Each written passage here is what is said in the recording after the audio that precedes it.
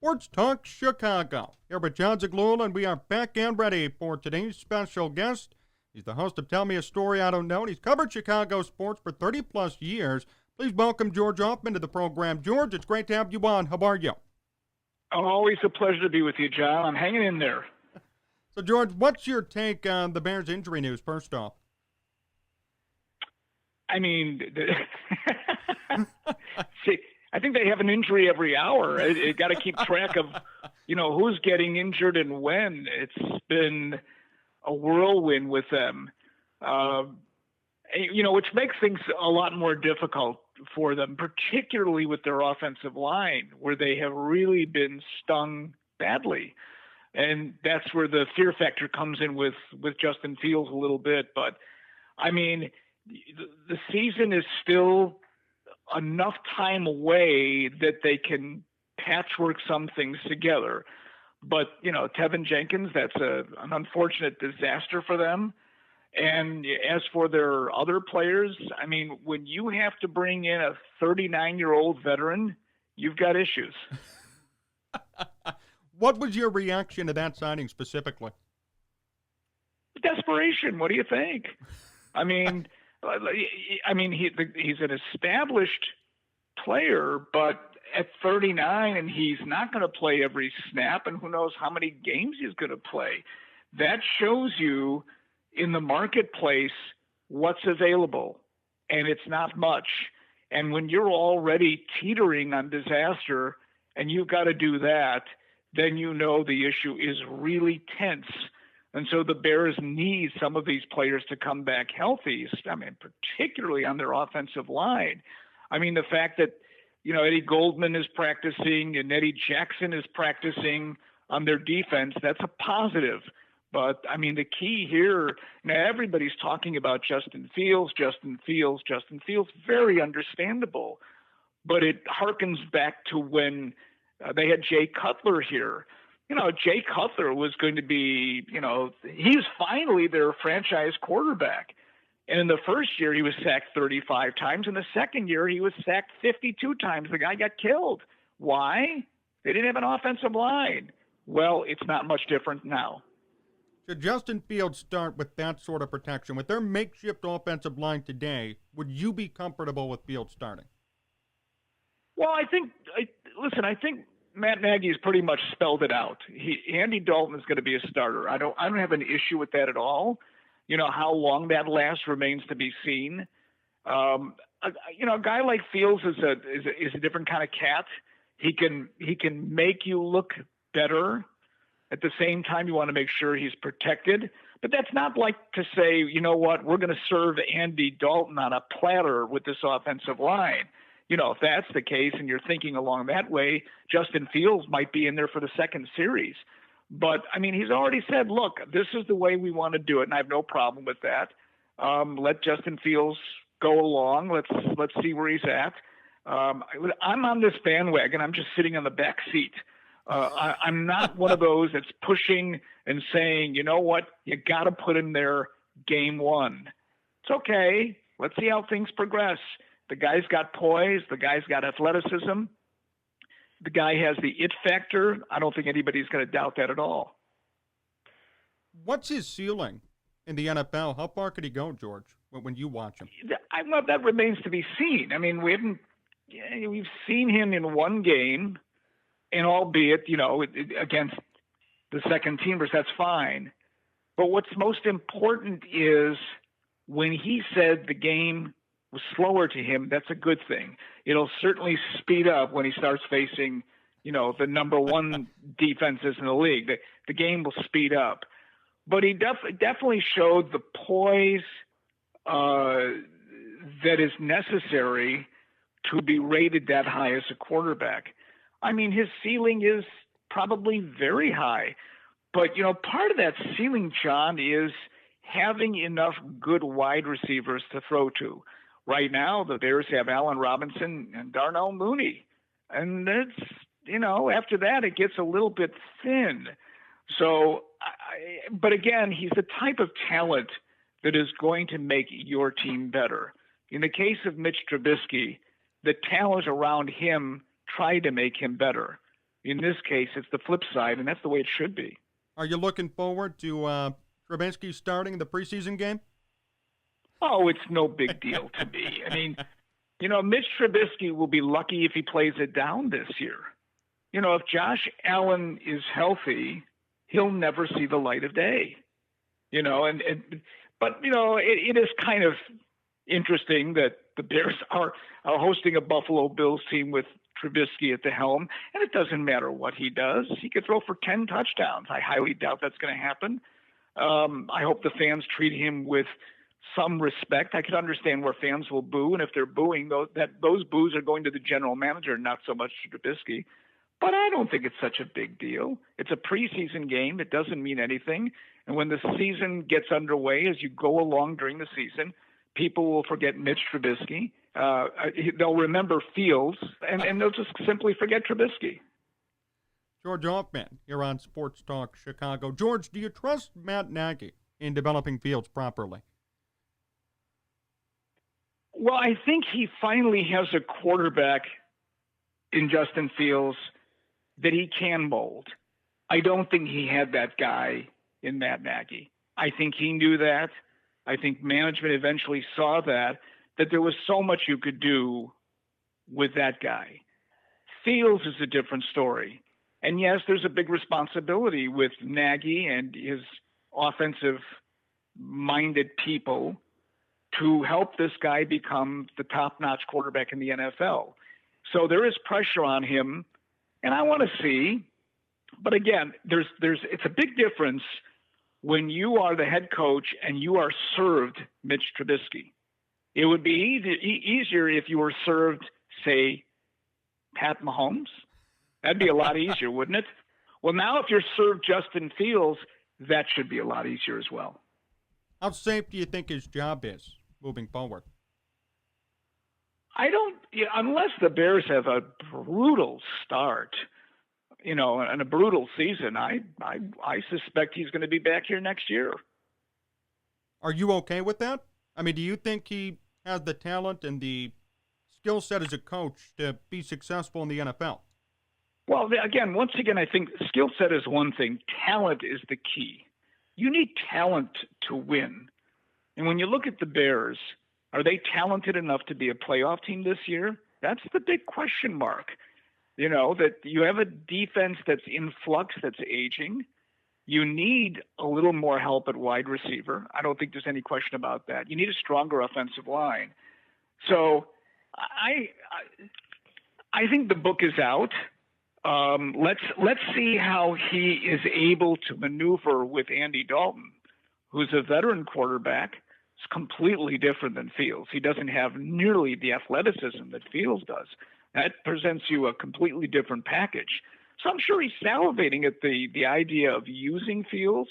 The question is when that will be. I'm not one of those that says, it'll be game 3, game 4, game 5. Whenever that is whenever that is. So what's your expectation overall for the Bears this year? I think they'll struggle to make the playoffs. I think a lot will depend on Fields' success. I think a lot will depend on whether Andy Dalton can keep the ship righted. That's really important.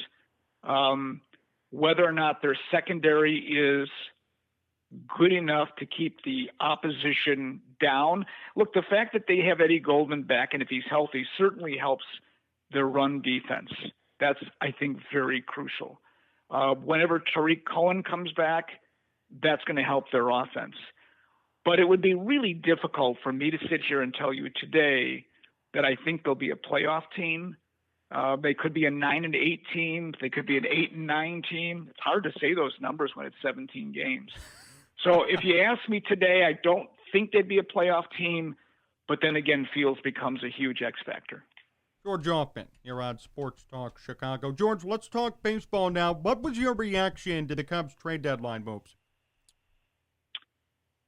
Well, wasn't that stunning? I mean, it was a clear out. I mean, Macy's had a sale. They got rid of everything. I mean, it was just, the real question about all of these trades is what they got back in return. and whether the return will be worthwhile as you go along. But it was safe that Bryant probably was going to be too expensive and may not have wanted to come back here. Rizzo was an issue of age and a back situation and probably didn't want to pay him. Javi Baez, I'm not the only person who felt like, as popular as he is, Javi Baez is the guy that I could see not coming back here and not being re-signed, even if he's available. And he might be available. He's had a rough go with the Mets.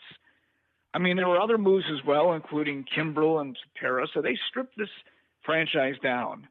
The question is what they do in the offseason. The question is how much money will Ricketts give Hoyer to spend to put a somewhat competitive team on the field? Will they go out and sign a significant free agent? Will it be Nick Castellanos, who obviously flourished here? They've got Nico Horner. They've got Madrigal coming back. So they have a reasonable double play combination unless one of those guys is shifted to the outfield. You know, what they bring back, Ortega looks like he could probably play for a bit here. You know, Wisdom has been quite a find, but who knows how good he's going to be. After that, you've got a lot of work to do. You've got a whole pitching staff to put together. So I was not shocked by what they did. But if you're saying it's not a teardown, that means you're going to be doing some significant work in the offseason to be reasonably competitive next year. Well, do you believe that statement, that it's not a teardown? Well, it's a teardown if they put a crappy team on the field next year. Okay, that's a teardown. That's what Theo did. But if some of their young players might kick through to be major leaguers next year, and I can't say that might happen next year. And obviously with some of the trades they made, none of those players look ready except maybe the kid that they got from the Mets who's been injured. And then you go out and you add some pitching and you add a significant player long term, and suddenly instead of being a 100 loss team, you may lose 85 games. Then it's not a teardown. That just depends. It depends on how they look. It certainly looks like it is now. I mean, you can't fool anybody with what's going on. You know, if you're keeping Wilson Contreras long term, then you've got a building block. But there are there's a lot of dead weight here. I'm a fan personally of Ian Happ, but as a player, that's dead wood. You know, I'd be very surprised if he's back here next year. That's why I don't think you're going to see a lot of the players you see now. I think there's going to be some significant movement in the free agent market for them to add. They certainly have the money. The question is, will it be used properly? Who's to blame for their current position, George? Well, I would say it goes hand in hand with Theo, Jed, and Ricketts. I mean, part of it was, if you look at it, John, this was a core of a team that after 2016 found ways not to hit when it counted. When it counted, the playoffs. I mean, they just stopped hitting, which was very hard to understand. And then, you know, you can't trade certain players when their value is down. One of those was Bryant, who was injured. Hard to trade him when he's down. Nobody was thinking of trading Anthony Rizzo, and certainly nobody was thinking of trading Javi Baez. But when you get to the last year, then you know you got trouble. And then you're starting to look saying, is it worth it for us to spend this kind of money on? Okay. Chris Bryant, I would have said the only one. If you're going to spend it on him. He's proven that he seemingly is back, albeit he's had some injury issues. I can understand the Rizzo. I definitely understand Baez. And I like what they got back for Kimbrel. So, I mean, if you're going to blame, blame goes, it gets spread. And I think it starts with Theo Epstein and how they handled the situation where they said it was unacceptable the way they were hitting, and they didn't do anything about it. They didn't do anything about it. They came back with the same group of players saying, you know what? Here's a new hitting coach. Let's see what happens. A whole lot of nothing happened. Do you think maybe there was reluctance to blame the players? Because it seemed like, obviously, fandom plays a role, and a lot of people didn't want to see these guys go away. Do you think that had something to do with it, too? Well, sure. I mean, Javi Baez went from a terrific year in 2019 to I'm disappearing during the COVID. And, you know, the fans disappeared from Wrigley Field, and so did Baez's bat. And then when you looked at what he was doing this year, when he left here, he was among the league leaders in strikeouts and errors. You know, El Mago was a magician on the field, and sometimes he was a magician in a different way. You know, he disappeared on certain defensive plays. So you had to take a look at it and say, sure, some of that blame belongs on the players. Of course it does. It's not all on management. These players didn't progress the way you wanted them to really be a core team. Look at the White Sox. It's a different story because their core players are signed.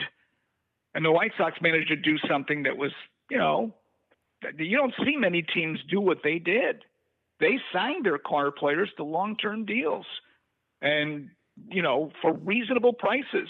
And now they're here for several more years, and you could see what's happening on the south side. It's something that they wanted to see happen on the north side, and it didn't happen.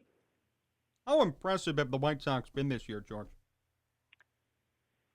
Well, they've been impressive. I think what's most important with the White Sox now is that they have health, that they have Jimenez back and Robert back, and they get Grandal back. But they still have the issue of beating teams that are above 500. I know there was recently an article about teams that were under 500, under 500 against teams with records above 500 that won the World Series. Well, that was like 35% of those teams since 2000. At least 65% who weren't. And you know, some of these series against the Yankees and A's have been pretty good, and they still have series with, you know, the Rays and the Jays. So I'm curious about that. Their starting pitching right now is a little bit in flux. Certainly Dallas Keuchel's arrow is pointing down. That's not good for the White Sox. Dylan Cease's arrow is pointing up. Carlos Rodon's arrow is pointing sideways. I want to see whether or not he can stay in one piece, which is what I've been saying for him for years, and see whether or not he can bring back what was a terrific start for him. Lucas Giolito, again, has been a little bit inconsistent. And, you know, Lance Lynn has been their ace. And their bullpen, which was supposed to be their strength, has sputtered from time to time. You know, you can put out all the good names that you want, and then suddenly Liam Hendricks gives up 7 runs in 2 games. And Craig Kimbrell gives up a homer when he's pitching in the 8th. So it's not like, okay, here they are. It's like a machine. They'll do exactly what you think they're going to do, and then they don't. They're obviously going to win their division. They're running away. In the playoffs, it's about pitching, and they have to hope that their starting pitching is strong. And right now it's going to be very interesting who will be in that rotation against whomever in that first series. Who would you pick from the 5 today to be in the rotation? Well, I mean, I think Lance Lynn is a lock. Right. Okay. After that, I mean, it just depends on who's pitching well. I would suggest to you Lucas Giolito will be there. And I would think then it becomes down to Rodon versus Keuchel. And if Rodon pitches relatively well, he's going to ease Keuchel out of the rotation. Then you have Dylan Cease, who could be a number 4 starter. Right now, everything is in flux. And that's why you play 162 games, to wait and see. So that's a real tough question to answer at this stage, John, other than the fact that probably Lance Lynn would be your lock opener. Do you see him making the World Series and winning it? That's another hard one to tell. Baseball has been a very interesting sport over time. It's rare to say, well, I mean, back-to-back winners. Geez, I can't remember the last time that's happened. And this year you've got some very strong teams, in the American League. Houston is strong. Oakland unfortunately lost their best pitcher when got hit in the head. That's really unfortunate for them. The Yankees are coming. The Red Sox are fading. The Rays are really good. I would dare not sit here and say the White Sox can make the World Series, but I wouldn't bet against them as well. I'm not trying to sit on a fence here. I just think that's really hard for me to pick. For me, it's about pitching, and pitching. And the White Sox pitching of late has been better than average, but not great. George Ofman, still here on Sports Talk Chicago. George, a few more questions before we finish up. First off, your favorite guest on Tell Me a Story I Don't Know is who? Oy, that's almost impossible to answer. Every guest that I've had has fascinating stories. I think the one guest that surprised me was Peggy Kaczynski, the former sports anchor and award winner at Channel 5. She was open, vulnerable, honest, and she made for a fabulous interview. Ron Coomer was terrific in just talking about his upbringing as a Cubs fan and some wonderful stories. But, you go through all these people. Marv Albert, who was just sensational. It's always interesting to interview people that you've known for 40 years. Kevin Harlan, wow, what a kick in the pants. He's going to be in our winter season right by the Super Bowl. So there have been a lot of people that I've talked to over the course of time. Each one has new stories to tell. And when you're done, you keep saying, boy, that was great. And, they are. They're all fascinating people. Dan Bellino, the umpire from Crystal Lake.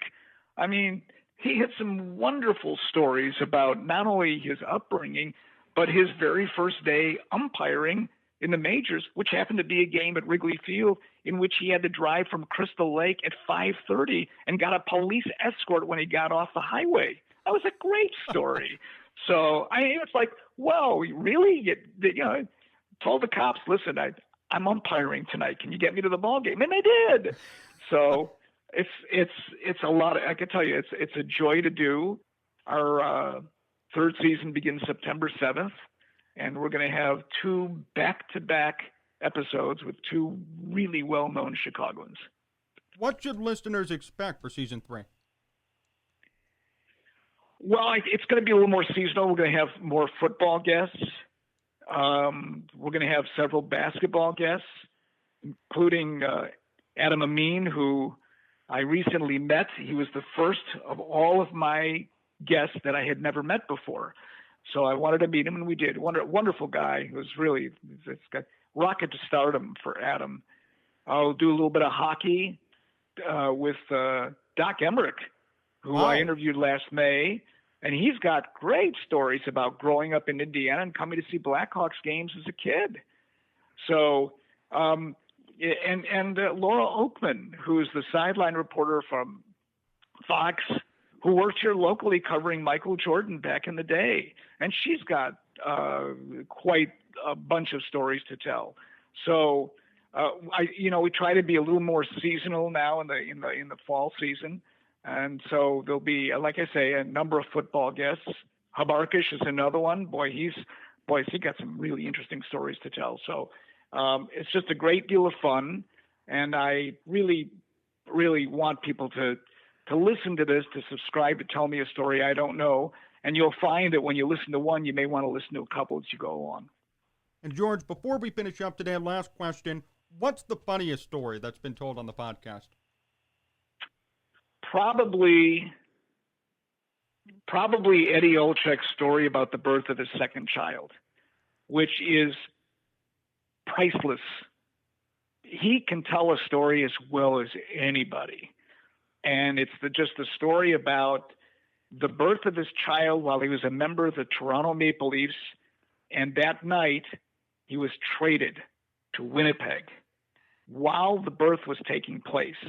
And he tells, I mean, the story is absolutely hysterical. From the happenstance, that's number one, but the way he tells it. So Eddie told, I think still he's the king of the storyteller, and I would advise people to listen to that. It's absolutely, it's 10 minutes long. I mean, that story itself is 10 minutes, but it's absolutely great. Well, George, thank you so much for joining me. Always a pleasure to have you on and talk Chicago sports. Best wishes with the program, and I'm sure we'll be catching up again soon. Thank you so much. Same with you, John. I appreciate it. Thank you.